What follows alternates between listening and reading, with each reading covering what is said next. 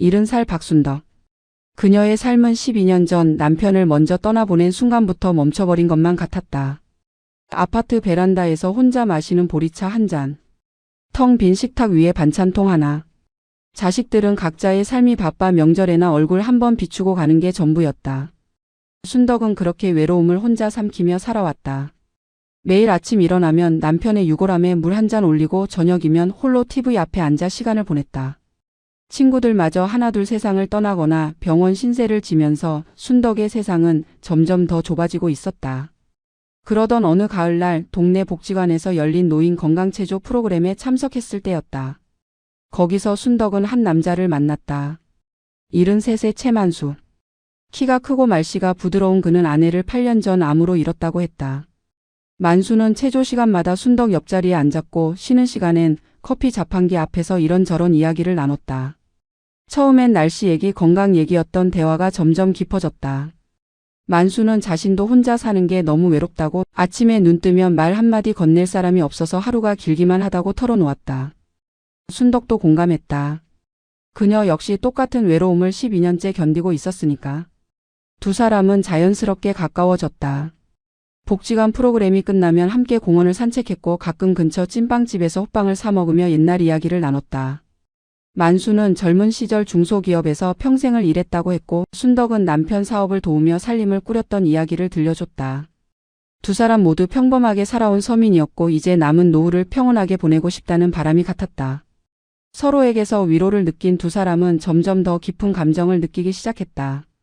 순덕은 12년 만에 처음으로 누군가에게 기댈 수 있다는 안도감을 느꼈고 만수는 자신을 진심으로 대해주는 사람을 만났다는 감사함을 느꼈다. 6개월쯤 지났을 때 만수가 조심스럽게 재혼을 제안했다. 순덕은 처음엔 망설였다. 이 나이에 무슨 재혼이냐며 스스로를 다독였지만 혼자 사는 외로움이 너무 컸다. 그리고 만수는 다정했다. 거친 말 한마디 없이 항상 배려해줬고 순덕의 이야기를 진지하게 들어줬다. 결국 순덕은 결심했다. 남은 인생 혼자 외롭게 보내는 것보다 누군가와 함께하는 게 낫겠다고. 두 사람은 자식들에게 조심스럽게 재혼 의사를 밝혔다. 순덕의 딸과 아들은 처음엔 놀랐지만 어머니가 외롭게 지내는 모습을 보며 늘 마음 아파했던 터라 오히려 반겼다. 만수의 아들과 딸 역시 표면적으로는 축하한다며 미소를 지었다. 모든 게 순조로워 보였다. 그렇게 순덕과 만수는 간소한 식사 모임으로 재혼식을 올렸다. 양가 자식들이 모두 참석했고 복지관 친구들도 몇몇 와서 축하해줬다. 순덕은 오랜만에 행복한 표정을 지었다. 이제 아침마다 말 한마디 건넬 사람이 생겼고 저녁 식탁도 덜 쓸쓸할 거라는 기대감이 가슴 한켠을 따뜻하게 채웠다. 만수도 순덕의 손을 꼭 잡으며 남은 인생 잘 보내자고 속삭였다. 순덕은 그날 밤 처음으로 12년 만에 누군가 옆에서 자는 기분을 느꼈다. 외롭지 않았다. 이제 괜찮을 거라고 행복할 거라고 믿었다. 하지만 그 믿음은 채 석 달도 가지 못했다. 순덕이 몰랐던 진실들이 하나둘씩 드러나기 시작했고 그녀의 평온했던 노후는 순식간에 지옥으로 변하기 시작했다. 신혼의 달콤함은 딱 한 달이었다. 처음 한 달은 정말 행복했다. 만수는 아침마다 순덕을 위해 따뜻한 물을 끓여줬고 저녁엔 함께 TV를 보며 편안한 시간을 보냈다. 순덕은 이게 바로 동반 노후구나 싶었다. 그런데 두 번째 달부터 뭔가 이상한 조짐이 보이기 시작했다. 만수의 소비 습관이 순덕의 예상을 완전히 벗어났다. 순덕은 12년간 혼자 살면서 철저히 절약하며 살았다. 국민연금 89만 원과 기초연금을 합쳐 한 달에 100만 원 남짓 받으며 월세 40만 원 내고 나머지로 알뜰하게 생활했다. 반찬은 시장에서 가장 저렴한 걸 골랐고 외식은 1년에 손가락으로 꼽을 정도였다. 병원비 아끼려고 건강에도 신경 썼고 전기세 아끼려고 여름에도 에어컨을 거의 안 틀었다. 그런데 만수는 달랐다. 아침엔 꼭 마트에서 산 우유를 마셔야 했고 점심은 집밥이 아니라 밖에서 사 먹는 걸 선호했다. 저녁마다 고기를 먹고 싶어 했고 주말엔 외식을 가자고 조르기 일쑤였다. 순덕이 처음엔 이해하려 했다. 남자니까 입맛이 다를 수도 있고 혼자 살 때 제대로 못 먹었을 테니까 그럴 수 있다고 생각했다. 하지만 한 달, 두 달 지나면서 생활비가 폭발적으로 늘어났다. 순덕 혼자 살 땐 한 달에 60만 원이면 충분했는데 만수와 살면서 130만 원이 넘게 나갔다. 2배가 넘는 금액이었다. 순덕이 조심스럽게 물었다. 생활비를 좀 줄여야 하지 않겠냐고. 그러자 만수는 태연하게 대답했다. 둘이 사니까 이 정도는 당연하다고. 혼자 살 때와 달리 부부가 함께 사는데 돈을 아끼면 뭐하냐고. 순덕은 할 말을 잃었다. 그 말이 틀린 건 아니었다. 하지만 문제는 그 돈이 전부 순덕의 주머니에서 나가고 있다는 점이었다. 만수는 자신도 연금을 받는다고 했지만 정작 생활비는 거의 내지 않았다. 장을 볼 때도 외식을 할 때도 병원에 갈 때도 항상 순덕이 카드를 꺼냈다. 만수는 지갑을 열 생각을 안 했다. 순덕은 점점 불안해지기 시작했다. 통장 잔고가 눈에 띄게 줄어들고 있었다. 혼자 살 땐 매달 조금씩이라도 저축할 수 있었는데 이젠 오히려 적금을 깨야 할 판이었다. 세 번째 달이 되자 순덕은 더 이상 참을 수 없었다. 저녁 식사 후 조심스럽게 만수에게 말을 꺼냈다. 여보, 우리 생활비를 좀 나눠서 내면 어떻겠냐고. 당신도 연금 받는다고 했으니 반반씩 부담하면 좋겠다고. 그러자 만수의 표정이 굳어졌다. 그는 불쾌한 얼굴로 되물었다. 부부가 됐는데 돈을 따지냐고. 결혼한 게 사업 파트너 된 것도 아니고 생활비를 나눠 냈자는 게 말이 되냐고. 순덕은 당황했다. 자신이 너무 속 좁게 구는 건가 싶어 더 이상 말을 잇지 못했다. 그날 밤 순덕은 잠을 이루지 못했다. 통장을 다시 확인하고 또 확인했다. 이대로 가다간 1년도 안 돼서 바닥날 게 뻔했다. 순덕의 연금 89만 원으로 두 사람이 이렇게 살면 절대 버틸 수 없었다. 만수의 연금은 대체 얼마나 되는 걸까? 그는 자신도 연금을 받는다고 분명 말했다. 그런데 왜 한 푼도 안 내는 걸까? 순덕은 불안과 의심이 뒤섞인 복잡한 감정에 휩싸였다. 결혼한 지 석 달 만에 순덕은 자신이 엄청난 실수를 한 게 아닐까 하는 두려움을 느끼기 시작했다. 하지만 이미 재혼한 상태였다. 되돌릴 수 없었다. 순덕은 그저 만수가 곧 정신 차리고 생활비를 분담해 주길 간절히 바랄 뿐이었다. 그러나 현실은 순덕의 기대와 정반대 방향으로 흘러가고 있었다. 네 번째 달이 되자 순덕은 도저히 참을 수 없었다. 통장에서 돈이 물 빠지듯 나가고 있었고 만수는 여전히 생활비를 한 푼도 내지 않았다. 순덕은 용기를 내서 만수에게 직접 물었다. 당신 연금이 도대체 얼마냐고. 만수는 잠시 머뭇거리다가 얼버무렸다. 적당히 나온다고 먹고 사는 데는 지장 없다고. 순덕은 구체적인 금액을 요구했다. 그러자 만수가 마지못해 입을 열었다. 기초연금 30만 원 정도 받고 옛날 직장에서 받는 퇴직연금이 한 달에 20만 원 정도 된다고. 합쳐봐야 50만 원이었다. 순덕은 머릿속이 하얘졌다. 50만 원. 자신의 89만 원과는 비교도 안 되는 금액이었다. 순덕은 이해가 안 됐다. 만수는 평생 회사를 다녔다고 했는데 왜 국민연금이 이렇게 적은 거지? 만수가 변명했다. 젊었을 때 회사가 작아서 4대 보험이 제대로 안 돼 있었다고. 중간에 사업도 해봤는데 실패해서 연금 납부 기간이 짧다고. 그래서 국민연금이 거의 안 나오고 기초연금으로 겨우 버티고 있다고. 순덕은 어이가 없었다. 그럼 처음부터 그렇게 말했어야 하는 거 아니냐고. 자기도 연금 받는다고 해서 안심했는데 50만 원으로 어떻게 생활비를 나눠내냐고. 만수는 화를 냈다. 돈 때문에 결혼한 거냐고. 자기가 가난하다고 무시하냐고. 순덕은 그게 아니라고 해명했지만 만수는 들은 척도 안 했다. 오히려 순덕을 공격했다. 자기가 외롭게 혼자 살던 당신을 위로해줬는데 이제 와서 돈 타령이냐고. 부부가 됐으면 돈을 따질 게 아니라 서로 도와야 하는 거 아니냐고. 순덕은 기가 막혔다. 서로 돕자면서 왜 자기만 돈을 내라는 거냐고 반박하고 싶었지만 만수의 기세에 눌려 입을 다물 수밖에 없었다. 그날 이후로 분위기가 싸늘해졌다. 만수는 순덕을 노골적으로 무시하기 시작했다. 아침에 인사도 제대로 안 하고 저녁엔 방에 틀어박혀 나오지 않았다. 순덕이 말을 걸면 퉁명스럽게 대답하거나 아예 대꾸를 안 했다. 순덕은 혼란스러웠다. 자기가 잘못한 건가? 돈 문제를 거론한 게 잘못인가? 하지만 생각해보면 이상했다. 만수는 처음부터 자신의 경제 상황을 솔직하게 밝히지 않았다. 연금을 받는다고만 했지 그게 고작 50만 원인 줄은 꿈에도 몰랐다. 순덕이 알았다면 재혼을 다시 생각했을 수도 있었다. 적어도 생활비를 어떻게 분담할지 미리 정했을 것이다. 하지만 이미 엎질러진 물이었다. 만수는 자신의 낮은 연금 액수를 숨긴 채 순덕과 결혼했고 이제는 순덕의 연금에 기대어 살려는 속셈이 분명해 보였다. 더 충격적인 건 만수가 자신의 50만 원마저 생활비로 내지 않는다는 점이었다. 그 돈은 대체 어디로 가는 걸까? 순덕은 의심스러웠지만 차마 더 추궁할 용기가 나지 않았다. 만수의 차갑고 공격적인 태도가 두려웠다. 순덕은 그저 하루하루 버텼다.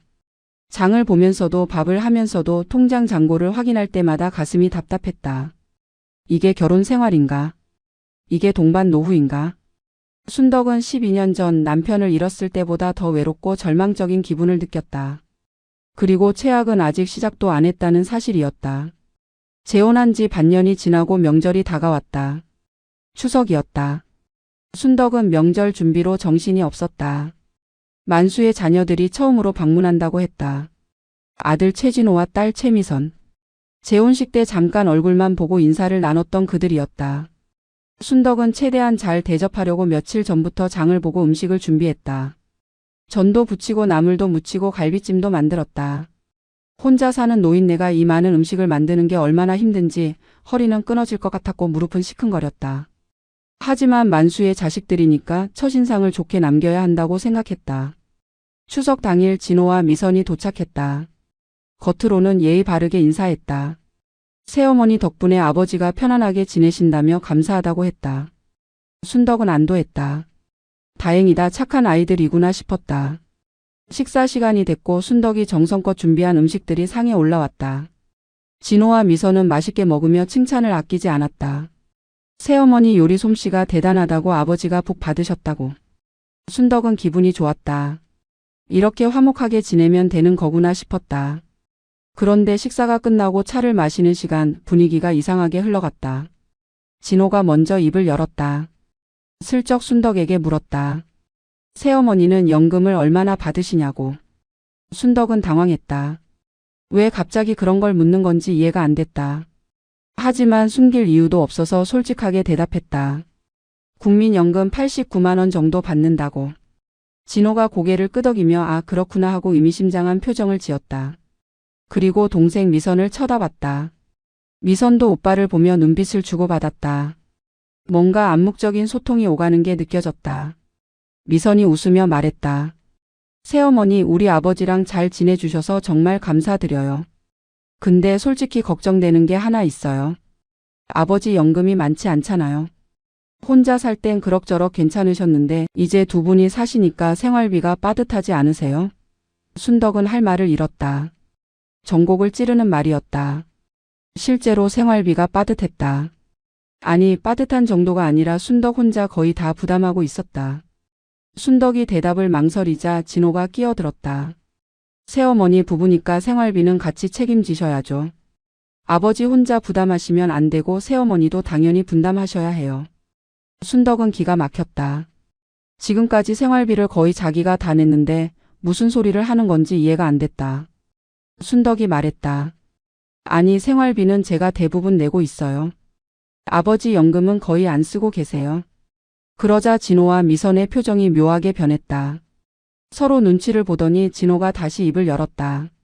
아 그러세요? 그럼 아버지 연금은 어디 쓰시는 거예요? 만수가 황급히 끼어들었다. 그냥 적금 넣고 있다고 나중에 병원비로 쓰려고. 진호와 미선은 그래요 하며 더 이상 추궁하지 않았지만 순덕은 뭔가 이상하다는 느낌을 지울 수 없었다. 명절이 끝나고 진호와 미선이 돌아간 후 순덕은 만수에게 물었다. 당신 연금을 정말 적금에 넣고 있냐고. 만수는 짜증스럽게 대꾸했다. 그렇다고 왜 그걸 자꾸 확인하냐고. 순덕은 더 이상 묻지 않았다. 하지만 의심은 점점 커졌다. 며칠 후 순덕은 우연히 만수의 휴대폰 화면을 봤다. 송금 알림 메시지가 떠 있었다. 최진호에게 30만 원 송금 완료. 순덕은 충격에 얼어붙었다. 만수는 자기 연금 50만 원 중 30만 원을 아들에게 보내고 있었던 것이다. 그러면서 생활비는 한 푼도 안 내고 순덕에게 떠넘기고 있었다. 순덕의 손이 부들부들 떨렸다. 이게 뭐지? 이게 결혼인가? 이게 부부인가? 순덕은 분노와 배신감에 온몸이 타들어가는 것 같았다. 순덕은 더 이상 참을 수 없었다. 그날 저녁 만수를 마주 앉히고 따졌다. 당신이 아들에게 돈을 보내고 있다는 거 알고 있다고. 연금을 적금 넣는다더니 거짓말이었다고. 만수는 당황했지만 곧 태연한 척했다. 아들이 힘들다고 해서 좀 도와주는 거라고 부모로서 당연한 거 아니냐고. 순덕은 소리쳤다. 당연하다면 왜 숨긴 거냐고. 그리고 아들 도와주려면 생활비를 제대로 내고 도와줘야 하는 거 아니냐고. 자기 자식 돕겠다고 생활비를 안 내고 전부 나한테 떠넘기는 게 말이 되냐고. 만수의 얼굴이 굳어졌다. 그는 소파에 기대 앉으며 차갑게 말했다. 여보, 우리 이제 부부잖아요. 부부면 연금도 공동 재산이에요. 당신 연금만 당신 거고 내 연금만 내 거라는 건 말이 안 돼요. 우리 연금은 둘 다 우리 거예요. 순덕은 귀를 의심했다. 뭐라고? 연금이 공동 재산이라고? 만수는 자신감 있게 말을 이어갔다. 법적으로도 그렇다고 결혼하면 재산이 합쳐지는 거라고. 그러니까 당신 연금 89만 원도 내 거고 내 연금 50만 원도 당신 거라고. 합치면 139만 원인데 그걸 우리 둘이 같이 쓰는 게 당연하다고. 순덕은 어이가 없어서 웃음이 나왔다. 그럼 왜 지금까지 생활비를 나만 냈냐고. 합친 거면 당신도 똑같이 내야 하는 거 아니냐고. 만수는 말을 바꿨다. 생활비는 이미 같이 쓰고 있는 거 아니냐고. 돈이 어디서 나오든 같이 쓰면 그게 공동 부담이라고. 순덕은 기가 막혀서 말을 잇지 못했다. 이 남자는 지금 논리도 아닌 궤변으로 자신을 속이려 하고 있었다. 만수는 계속해서 말했다. 그리고 솔직히 말하면 당신 연금이 더 많으니까 당신이 좀 더 내는 게 맞다고. 나는 50밖에 없는데 당신은 89나 되잖냐고. 그러니 당신이 70 내고 나는 30 내면 공평하다고. 순덕은 머리가 지끈거렸다. 그럼 지금까지는 뭐였냐고. 자기는 한 푼도 안 내고 전부 나한테 떠넘겼잖냐고. 만수는 또 말을 바꿨다. 그건 당신이 알아서 낸 거라고 자기는 내라고 한 적 없다고. 순덕은 소리를 질렀다. 안 내면서 계속 돈을 쓰게 만든 게 강요 아니냐고. 싸움은 밤늦게까지 이어졌다. 만수는 한치도 물러서지 않았다.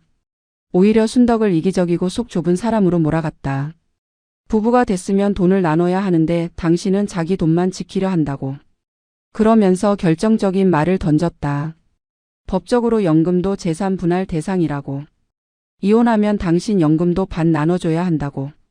순덕은 그 말에 섬뜩함을 느꼈다. 이혼을 언급하다니. 결혼한 지 반년밖에 안 됐는데 벌써 이혼 얘기를 꺼낸다는 게 무슨 의미인가.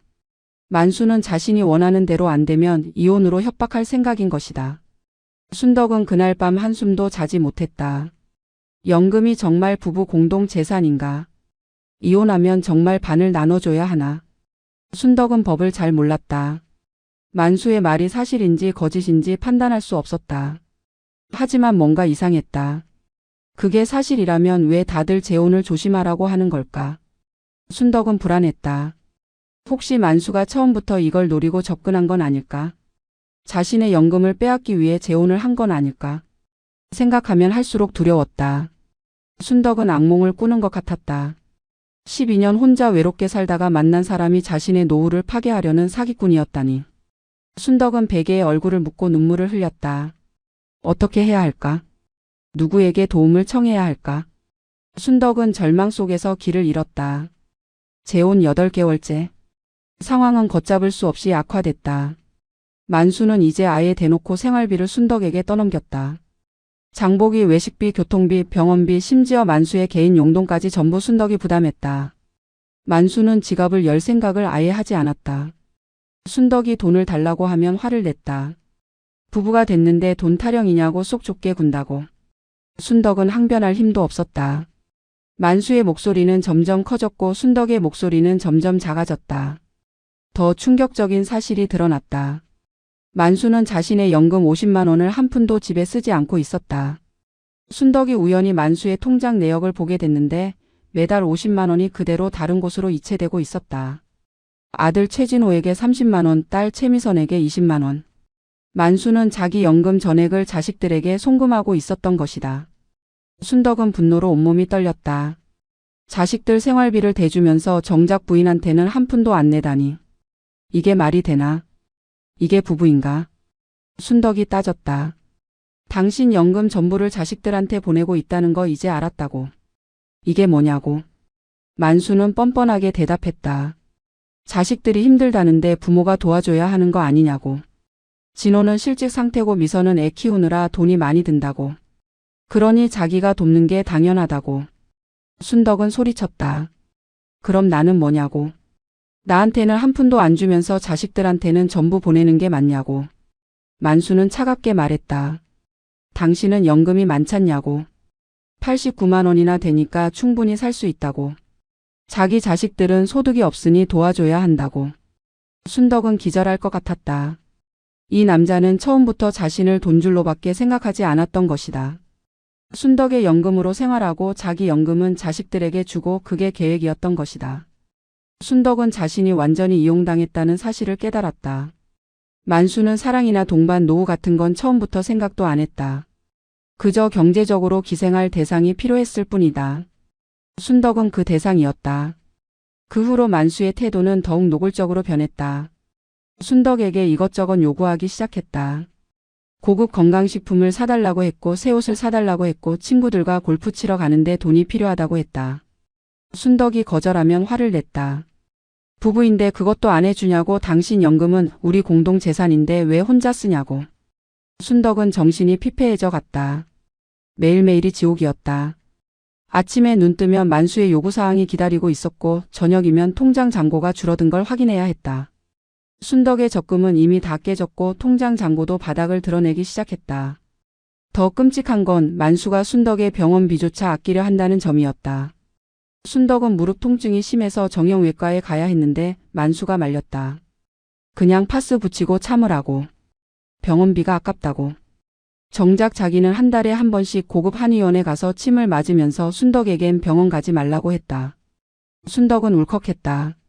이 사람은 자기만 생각하는 인간이었다. 순덕의 건강, 순덕의 고통, 순덕의 노후 따위는 안중에도 없었다. 순덕은 결혼 전으로 돌아가고 싶었다. 12년 혼자 살던 그때가 훨씬 행복했다. 외로웠지만 적어도 자유로웠고 자기 돈을 자기 마음대로 쓸 수 있었다. 지금은 돈도 빼앗기고 자유도 빼앗기고 건강마저 위협받고 있었다. 순덕은 후회로 밤마다 잠을 설쳤다. 왜 재혼을 했을까? 왜 만수를 믿었을까? 순덕은 스스로를 책망하며 눈물을 흘렸다. 재혼 10개월째. 순덕의 통장엔 이제 100만 원도 남지 않았다. 평생 모은 적금과 예금을 거의 다 까먹었다. 이대로 가다간 1년 안에 완전히 파산할 게 뻔했다. 순덕은 공포에 떨었다. 노후 자금이 바닥나면 어떻게 살아야 하나? 자식들에게 손을 벌려야 하나? 순덕은 그럴 순 없다고 생각했다. 자식들도 각자 살기 바쁜데 부담을 줄 수 없었다. 그런데 만수는 전혀 위기감이 없었다. 오히려 더 큰 계획을 세우고 있었다. 어느 날 저녁 만수가 순덕을 소파에 앉히고 진지한 표정으로 말했다. 여보, 우리 이제 제대로 된 부부가 되려면 재정을 투명하게 관리해야 해요. 순덕은 무슨 소리인가 싶어서 귀를 기울였다. 만수가 말을 이었다. 우리 앞으로 계좌를 하나로 합치자고. 당신 통장이든 내 통장이든 하나를 정해서 우리 둘 연금을 전부 그 계좌로 넣고 거기서 같이 쓰자고. 그게 진짜 부부 아니겠냐고. 순덕은 소름이 쫙 끼쳤다. 계좌를 합친다. 연금을 한 곳에 넣는다.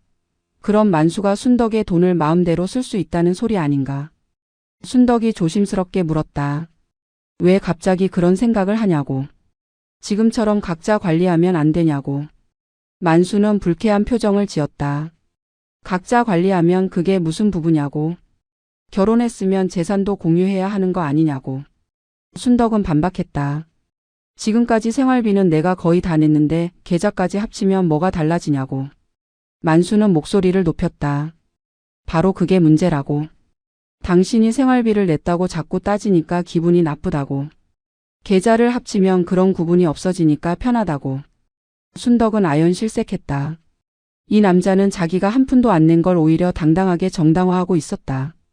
순덕이 거절했다. 안 된다고. 계좌는 합칠 수 없다고. 만수의 얼굴이 일그러졌다. 왜 안 되냐고 이유를 대보라고. 순덕은 솔직하게 말했다. 당신을 믿을 수 없다고. 지금까지 한 행동을 보면 내 돈을 다 가져갈 게 뻔하다고. 만수는 폭발했다. 나를 도둑 취급하냐고. 이게 부부가 할 말이냐고. 소리를 지르며 벽을 주먹으로 쳤다. 순덕은 겁에 질렸다. 만수가 이렇게 폭력적인 모습을 보인 건 처음이었다.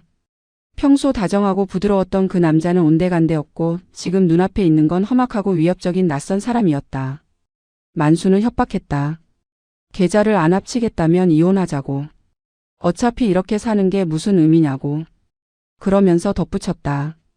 이혼하면 당신 연금의 절반은 내가 가져간다고. 재산 분할로 법원에 청구할 거라고. 순덕은 무너져 내릴 것 같았다. 이혼 협박과 재산 분할 협박. 만수는 순덕을 완전히 궁지로 몰아넣고 있었다. 순덕은 울먹이며 대답했다. 하루만 생각할 시간을 달라고. 만수는 코웃음 쳤다. 하루? 일주일 줄 테니까 결정하라고. 안 그러면 이혼 소송 들어간다고. 그리고 방으로 들어가 문을 쾅 닫았다. 순덕은 거실 바닥에 주저앉았다. 손이 떨렸고 심장이 미친 듯이 뛰었다. 이제 정말 끝인가? 연금을 빼앗기거나 이혼하거나 둘 중 하나를 선택해야 하나. 순덕은 절망했다. 누구에게 도움을 청해야 할까? 자식들한테 말하면 창피하고 친구들은 다들 나이가 많아서 도와줄 수 없을 것 같았다. 순덕은 밤새도록 눈물을 흘렸다. 이게 재혼의 결말인가? 동반 노후는 환상이었고 현실은 지옥이었다. 순덕은 평생 열심히 살아왔는데 노년에 이런 고통을 겪어야 하나. 순덕은 자신의 운명을 저주했다. 그리고 만수를 저주했다. 이 남자가 자신의 인생에 들어온 순간을 저주했다. 순덕은 깊은 어둠 속에서 출구를 찾지 못한 채 허우적거렸다. 일주일이 지났다. 순덕은 만수의 요구를 거절하기로 결심했다. 계좌를 합치는 건 자살 행위나 다름없다고 판단했다. 그 순간 만수의 통제에서 완전히 벗어날 수 없게 된다. 순덕은 떨리는 목소리로 만수에게 말했다. 안 된다고. 계좌는 합칠 수 없다고.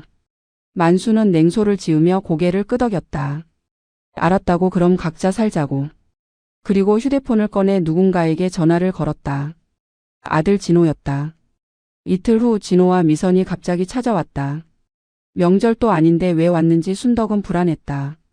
아니나 다를까 두 사람은 순덕을 마주 앉히고 말을 시작했다. 진호가 먼저 입을 열었다.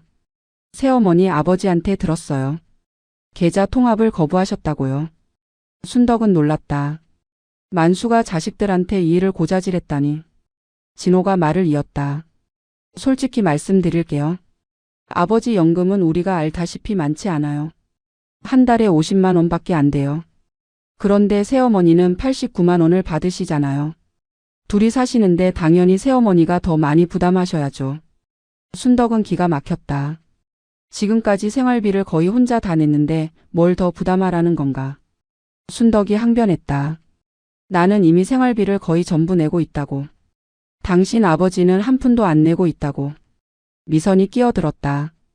그러니까 불공평한 거잖아요. 아버지가 50만 원 전부 생활비로 내면 새어머니는 80만 원 넘게 혼자 내시는 거예요. 그건 너무 불공평해요. 계좌를 합쳐서 같이 관리하면 공평하게 쓸 수 있잖아요. 순덕은 황당해서 웃음이 나왔다. 이 사람들은 산수를 못하는 건가? 합치면 139만 원인데 만수가 마음대로 쓰면 결국 순덕 돈이 더 많이 나가는 거 아닌가? 순덕이 따졌다. 당신 아버지는 지금 50만 원을 전부 당신들한테 송금하고 있다고. 생활비로 한 푼도 안 쓰고 있다고. 그걸 알고 있냐고. 진호와 미선이 잠깐 당황했지만 곧 태세를 바꿨다. 진호가 말했다. 그건 아버지의 효심이에요. 우리가 힘드니까 도와주시는 거예요. 아버지도 부모인데 자식 돕는 게 당연하잖아요. 순덕은 소리쳤다.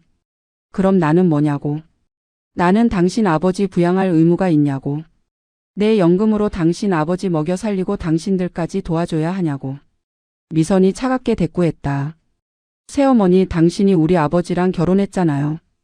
결혼했으면 당연히 아버지 생활을 책임지셔야죠. 그게 배우자의 의무예요.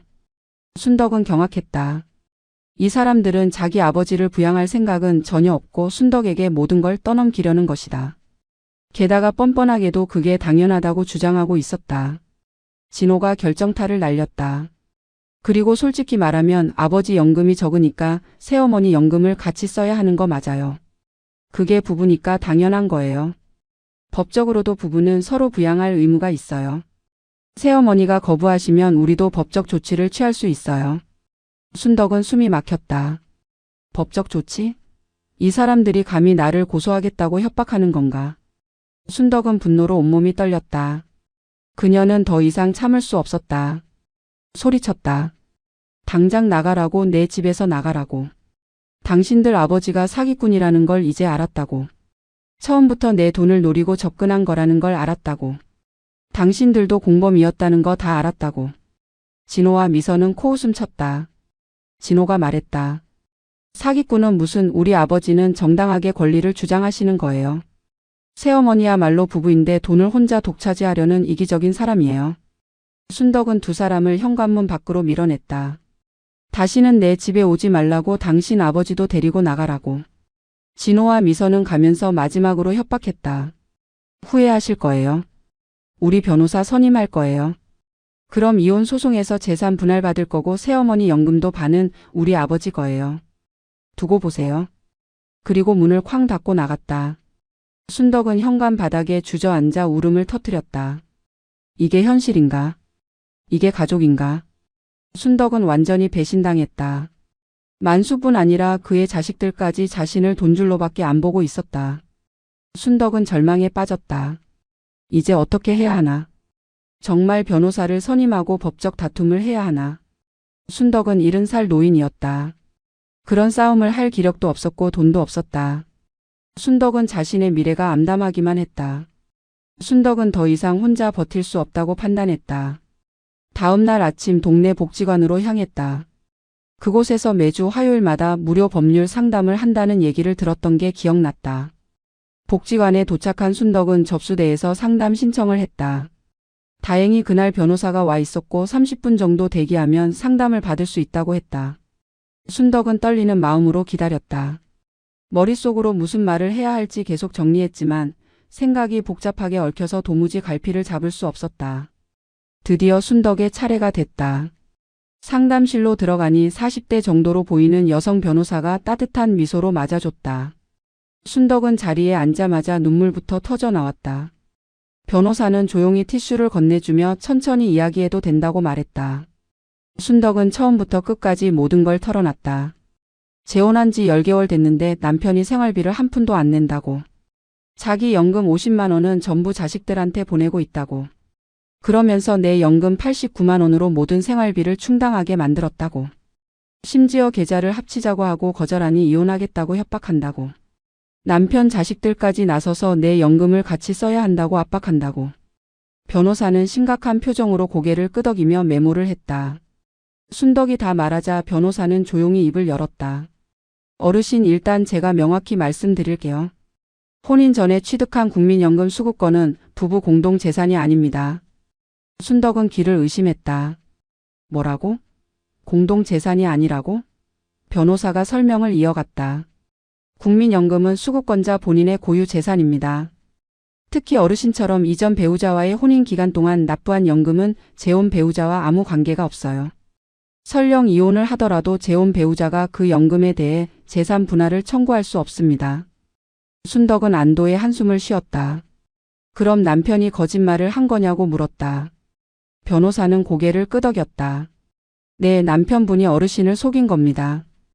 연금이 공동 재산이라는 건 완전히 거짓말이에요. 더 심각한 건 지금 남편분과 그 자녀들이 하는 행동은 경제적 학대에 해당할 수 있다는 점입니다. 순덕은 경제적 학대라는 단어에 충격을 받았다. 변호사가 설명했다. 배우자의 재산을 강제로 빼앗거나 일방적으로 생활비를 부담하게 만들거나 협박과 강요로 재산을 이전시키려는 건 명백한 경제적 학대예요. 심하면 형사 고소도 가능한 사안입니다. 순덕은 머리를 한 대 맞은 것 같았다. 자신이 당한 게 학대였다니. 그동안 자신이 너무 속 좁은 건가, 부부니까 돈을 나눠야 하는 게 맞는 건가 자책했는데 알고 보니 자신이 피해자였던 것이다. 변호사는 계속 말했다. 그리고 남편의 연금을 전액 자녀에게 송금하면서 생활비를 부담하지 않는 것도 문제예요. 부부는 서로 부양 의무가 있는데 남편이 그 의무를 전혀 이행하지 않고 있어요. 오히려 어르신께 일방적으로 부담을 지우고 있죠.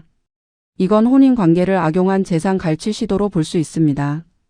순덕은 떨리는 목소리로 물었다. 그럼 이제 어떻게 해야 하냐고. 변호사는 차분하게 조언했다. 첫째, 절대로 계좌를 합치지 마세요. 통장을 합치는 순간 남편이 어르신 돈을 마음대로 인출할 수 있습니다. 둘째, 생활비 분담을 명확히 하세요. 남편도 수입이 있으니 일정 부분 생활비를 부담해야 합니다. 문서로 합의서를 작성하는 게 좋습니다. 셋째, 남편이 협박하거나 폭력적으로 나오면 즉시 신고하세요. 넷째, 필요하다면 별거나 이혼도 고려하셔야 합니다. 어르신의 노후 자금을 지키는 게 최우선입니다. 순덕은 눈물을 닦으며 고개를 끄덕였다. 변호사의 말을 듣고 나니 정신이 번쩍 들었다. 그동안 자신이 얼마나 속아왔는지, 얼마나 이용당해 왔는지 명확히 알게 됐다. 만수는 처음부터 순덕의 연금을 노리고 접근했던 것이다. 사랑도 동반 노후도 모두 거짓이었다.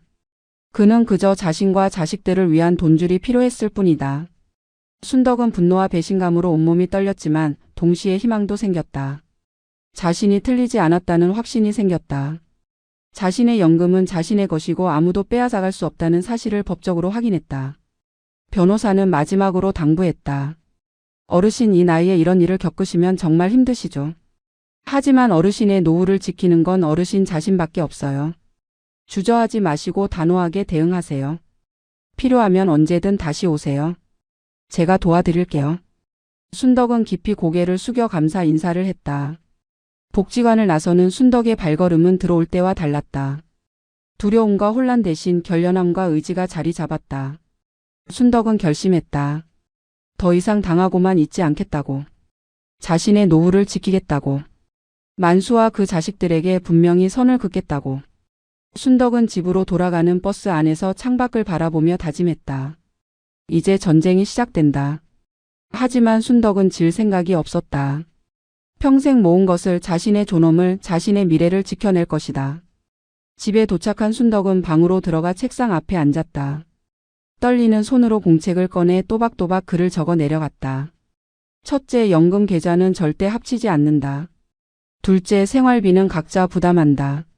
월세와 공과금은 반반씩 나누고 식비와 생활비도 공평하게 분담한다. 셋째, 만수의 연금을 자녀에게 송금하는 건 개인 자유지만 그로 인해 생활비를 못 내는 건 용납하지 않는다. 넷째, 이 조건을 받아들이지 못하면 별거 또는 이혼을 진행한다. 순덕은 글을 다 쓰고 나서 한참 동안 그 종이를 바라봤다. 이걸 정말 만수에게 줄 수 있을까? 그가 화를 내면 어떡하지? 폭력을 쓰면 어떡하지? 수많은 두려움이 밀려왔지만 순덕은 이를 악물었다. 저녁 시간 만수가 거실에 나왔다. 순덕이 그 앞을 막아섰다. 여보, 할 말이 있다고. 만수는 귀찮다는 표정으로 쳐다봤다. 뭔데? 순덕은 종이를 펼쳐 만수 앞에 내밀었다. 만수는 건성으로 종이를 받아 읽기 시작했다. 처음엔 무표정하던 얼굴이 점점 굳어졌다. 다 읽고 나서 만수는 종이를 구겨 던졌다. 이게 뭐야? 당신 미쳤어? 순덕은 차분하게 대답했다. 미친 게 아니라고. 정신 차린 거라고. 더 이상 당신한테 이용당하지 않겠다고. 만수가 벌떡 일어나 소리쳤다. 이용당한다니 당신이 지금 무슨 말을 하는 거야? 우리 부부잖아. 순덕은 물러서지 않았다. 부부면 서로 책임을 나눠야 한다고. 나만 돈 내고 당신은 한 푼도 안 내는 건 부부가 아니라고. 당신은 나를 돈줄로밖에 안 봤다고. 만수는 비웃었다. 말도 안 되는 소리 하지 마. 내가 당신한테 얼마나 잘해줬는데. 순덕은 냉정하게 반박했다. 잘해준 게 뭐가 있냐고. 생활비 한 푼 안 내고 자기 돈은 자식들한테 다 보내고 내 연금을 빼앗으려 하는 게 잘해주는 거냐고. 만수의 얼굴이 붉어졌다. 그는 순덕에게 한 발짝 다가서며 위협했다. 당신 지금 이혼하자는 거야? 좋아. 이혼하면 재산 분할로 당신 연금 반은 내가 가져간다. 변호사 선임해서 끝까지 싸울 거야. 순덕은 담담하게 대답했다. 그렇게 하세요. 나도 변호사 만났어요. 혼인 전 취득한 연금은 공동 재산이 아니래요. 당신이 아무리 소송을 걸어도 한 푼도 못 가져가요. 만수는 당황한 표정을 지었다. 순덕은 계속 말했다. 그리고 당신이 나한테 한 행동들은 경제적 학대래요. 필요하면 형사 고소도 할 수 있대요. 만수는 말문이 막혔다. 그는 순덕이 이렇게 강하게 나올 줄 몰랐다. 만수는 전략을 바꿨다. 목소리를 낮추고 애원하는 투로 말했다. 여보, 진정해요. 우리 이렇게까지 할 필요 없잖아요. 내가 잘못했어요. 앞으로 생활비 제대로 낼게요. 제발 이러지 말아요. 순덕은 흔들리지 않았다. 이미 너무 많이 속았다. 순덕은 단호하게 말했다. 말로만 하지 말고 문서로 합의서를 쓰자고. 생활비 분담 내역을 명확히 적고 둘 다 서명하자고. 만수는 난감한 표정을 지었다. 합의서를 쓰면 자신이 정말로 생활비를 내야 한다. 그럼 아들, 딸한테 돈을 보낼 수 없다. 만수는 고민하다가 결국 거절했다. 순덕은 예상한 대답이었다. 그럼 우리 별거 하자고. 당신은 당신 집으로 가고 나는 여기 남겠다고. 만수는 발악했다. 별거는 무슨 당신 미쳤어? 순덕은 마지막 통보를 했다. 일주일 드릴게요. 합의서 쓰거나 아니면 집 나가세요. 선택은 당신이 하세요. 그리고 순덕은 방으로 들어가 문을 잠갔다. 다음 날부터 순덕은 만수와 완전히 분리된 생활을 시작했다. 식사도 따로 하고 말도 섞지 않았다. 순덕은 자기 방에서만 지냈고 만수는 거실을 배회했다. 만수는 처음엔 화를 냈지만 점점 지쳐갔다. 그는 순덕이 정말로 끝까지 갈 거라는 걸 깨달았다. 일주일이 지나는 날 만수가 방문을 두드렸다. 순덕이 문을 열자 그는 한참을 망설이다가 입을 열었다. 알았어요. 합의서 쓰겠어요. 순덕은 이미 준비해둔 합의서를 내밀었다. 만수는 떨리는 손으로 서명했다. 합의서에 서명한 후 만수는 방으로 돌아갔다. 순덕은 눈물이 났다. 기쁨의 눈물이 아니라 안도의 눈물이었다. 그동안 얼마나 무서웠는지, 얼마나 절망적이었는지. 하지만 이제 순덕은 자신의 노후를 지켰다. 그 후로도 만수와의 관계는 냉랭했다. 그저 같은 집에 사는 남남이었다. 하지만 순덕은 괜찮았다. 혼자 사는 것보다 나쁠 것도 없었고 적어도 자기 돈은 자기가 지킬 수 있었다. 몇 달 후 만수가 먼저 이혼을 제안했다. 이렇게 사느니 차라리 갈라서자고. 순덕은 흔쾌히 동의했다. 두 사람은 협의 이혼으로 조용히 관계를 정리했다. 만수는 자기 짐을 싸서 아들 집으로 갔다. 순덕은 다시 혼자가 됐다. 12년 혼자 살다가 재혼했던 1년은 악몽 같았지만 이제 그 악몽에서 깨어났다. 순덕은 복지관에 다시 나가기 시작했다. 친구들을 만나고 프로그램에 참여하고 조용히 자기 삶을 되찾았다. 통장 잔고도 조금씩 회복됐다. 더 이상 만수의 씀씀이를 감당할 필요가 없었으니까. 어느 날 복지관에서 순덕을 도와줬던 변호사를 다시 만났다. 변호사는 순덕을 보고 반갑게 웃었다. 어떻게 지내시냐고. 순덕은 환하게 웃으며 대답했다. 이혼했다고 이제 혼자 산다고. 변호사는 대단하다며 엄지를 치켜 세웠다. 잘하셨어요. 어르신이 용기 내신 덕분에 노후를 지키신 거예요. 순덕은 고개를 끄덕였다. 정말 힘들었지만 포기하지 않아서 다행이었다. 만약 그때 만수의 요구를 받아들였다면 지금쯤 파산했을 것이다. 순덕은 자신의 선택에 후회가 없었다. 저녁 집으로 돌아온 순덕은 베란다에 서서 노을을 바라봤다. 12년 전 남편을 떠나보낸 후 혼자 살면서 느꼈던 외로움, 그 외로움이 만수를 만나게 했지만 결국 그것은 재앙이었다. 하지만 순덕은 깨달았다. 혼자 사는 게 외롭긴 해도 나쁜 사람과 사는 것보다는 100번 낫다는 걸. 순덕은 이제 혼자를 두려워하지 않았다. 혼자여도 괜찮았다. 자신의 연금으로 자신의 삶을 꾸리고 친구들과 어울리고 조용히 남은 인생을 살아가면 됐다. 순덕은 미소를 지었다. 내 노후는 내가 지킨다. 누구도 가져가지 못한다. 순덕은 그 문장을 마음속에 깊이 새겼다. 그리고 내일을 기대하며 잠자리에 들었다. 악몽은 끝났다. 이제 다시 평온한 날들이 시작될 것이다.